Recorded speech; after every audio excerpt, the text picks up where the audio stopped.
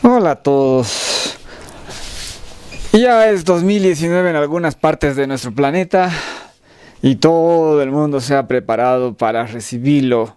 Lo que más me sorprende es cómo lo reciben de forma tan natural en lugares como Japón, China y otros países que tienen, digamos, otros calendarios culturales, pero el calendario occidental se ha impuesto, ¿no? El calendario occidental cristiano, porque no es 2018 por nada y no va a ser 2019 por nada, sino es por que venimos contando ciertos años.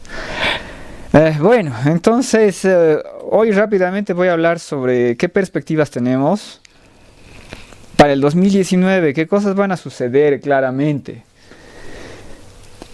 Primero, el primer día de enero, que obviamente va a ser feriado, va a comenzar en Europa un proceso cuyas consecuencias ya podemos adivinar, ya podemos especular. Lo que ha hecho el Banco Central Europeo por varios años, al punto que ha logrado introducir en el mercado 2,6 billones de euros, ha sido lo que se llama flexibilización cuantitativa. ¿De qué estamos hablando? Los mercados europeos estaban cayendo, ya sea por la deuda de las empresas o ya sea por la deuda de los gobiernos. No sé, el caso italiano, el caso español, el caso griego. Entonces lo que hizo fue unas compras de deudas, ¿no? En algunos casos primarias, en otros casos secundarias. Digamos, ¿cuál es el caso de deuda primaria? De que, digamos, una municipalidad emite un bono de deuda y el Banco Central Europeo lo compra. Pero creo que no hizo eso. Creo que no hizo eso, sino hizo más flexibilización cuantitativa. ¿Qué quiere decir flexibilización cuantitativa? Que es la compra de recursos no tradicionales. Entonces, ¿qué es lo que sucede? En vez de comprarle la deuda a la municipalidad, al país o quien sea, compras la deuda a la empresa, al fondo de especulaciones, al Deutsche Bank, a ellos les compras la deuda que ellos emitan y ellos se encargan de comprar la deuda emitida por los estados, por las municipalidades, ¿no? Entonces tú tienes, se podría decir, doble garantía. Tienes la garantía del estado, o sea, de la municipalidad, y tienes la garantía del banco, en otras palabras, que son bancos o empresas AAA, o sea, con el mejor crédito del planeta. Ya, entonces eso se ha hecho. ¿A qué ritmo? No me acuerdo, ya les dije que especulando es más de 500.000 millones de euros al año, más. En todo caso, el total es 2,6, así que podemos asumir que sus últimos 5 años ha estado comprando deuda el Banco Central Europeo. Entonces, ¿qué es lo que tenemos? Tenemos que las bolsas europeas han ido así. Estaban cayendo y de que interviene el Banco Central Europeo y ahora van así. Pero esta intervención requiere muchísima fuerza, requiere muchísimo dinero. 2,6 billones. 2,6 millones de euros. O sea, el mercado está destrozado. Y eso se acaba en enero. En enero va a suceder eso. ¿Qué está sucediendo en otras partes? En primer lugar, habría que ver qué va a suceder con el Banco Central de Japón, porque ya está ojeando normalizar la situación cuando no lo ha hecho en los últimos 20 y tantos años, y con el gobierno de Shinzo Abe y Haruhiko Kuroda hicieron una inflexibilización cuantitativa brutal, ¿no? Entonces hay que ver cuánto disminuye, si disminuye el Banco Central de Japón su intervención dentro de lo que es el mercado, dentro de lo que es el mercado bursátil, mercado financiero japonés. Hay que ver. Y creo que ya no podían comprar más, o sea, es que se acaban las ofertas AAA, o sea, ya no había cómo más intervenir. Ese es el problema que tenía el banco japonés, porque intervino demasiado tiempo. Y por el otro lado tenemos lo que es el Banco Central de Estados Unidos, que es la llamada Reserva Federal. Y la Reserva Federal tenía que subir los tipos de interés el próximo año 3 veces. ¿Por qué? Porque los tipos de interés están demasiado bajos. ¿Cuál es la idea de bajar los tipos de interés? Que yo te presto a ti más fácilmente y tú, como te he prestado a ti más fácilmente y tú eres un banco central, mejor dicho, eres un banco primario, entonces tú puedes prestar dinero a menores intereses y todavía tener margen de ganancia porque lo que tú debes al Banco Central es muy bajo, o sea, tiene un porcentaje de interés muy, muy bajo, es del 1%. Imagínense ustedes las deudas que se haría la gente si tuviesen acceso a crédito a un 1% de interés. Cualquier tarjeta de crédito te cobra 25% de interés anual. 25, 27, 30 y tantos hay. Entonces, digamos, o sea, un 1% de interés anual, y hasta yo estaría hasta acá de deudas y no habría problema. No habría problema, porque simplemente es pagar a crédito, o sea, claro. Te comprarías, seamos sinceros, no sé, queríamos con otra lavadora más. Ya, pero el punto es de que habría y se prestaría a todo el mundo. Bueno, entonces esa es la intención. Agilizar el consumo y todo lo demás. Pero ya lo han hecho durante demasiado tiempo. Entonces hay que normalizar. ¿Por qué? Porque sufre, dentro de esa lógica de yo me presto barato, sufre una persona. La persona que ahorra. Y cuando no ahorras, digamos, ¿dónde hay capital? O sea, si tú eres un banco, dependes de la gente que mete su dinero en ti, ¿no? Y si tú ofreces un 1% anual o menos de un 1% anual de interés, o sea, ¿a quién le interesa depositar contigo? Y si a la gente no le interesa depositar contigo, ¿de dónde sacas tú como banco dinero para prestarle a la gente? Que todo el mundo quiera prestarse dinero de ti, claro. Pero que alguien quiera depositar contigo no tiene tanto sentido cuando los tipos de interés son tan bajos. Entonces, la Reserva Federal ya lo hizo durante demasiado tiempo y ya comenzó a subir los tipos de interés poquísimo, creo que están en 1.25% o que estén en algo así es.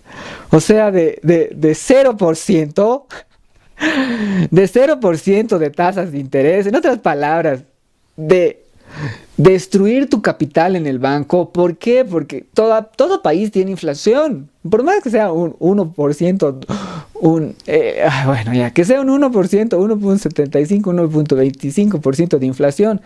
Si hay 0% de tasas de interés, estás perdiendo dinero, por más que sea un 1% de tu dinero cada año. O sea, hay muchos problemas ahí y esos problemas tienen que solucionarse levantando los tipos de interés, que eran, ¿cómo se llama? Una acción de recontra archiemergencia. Eso es lo que eran bajar las tasas tanto. Bueno, entonces los Estados Unidos todas las pataletas en la bolsa actual de Estados Unidos son resultado de los tímidos subidas de interés pasados.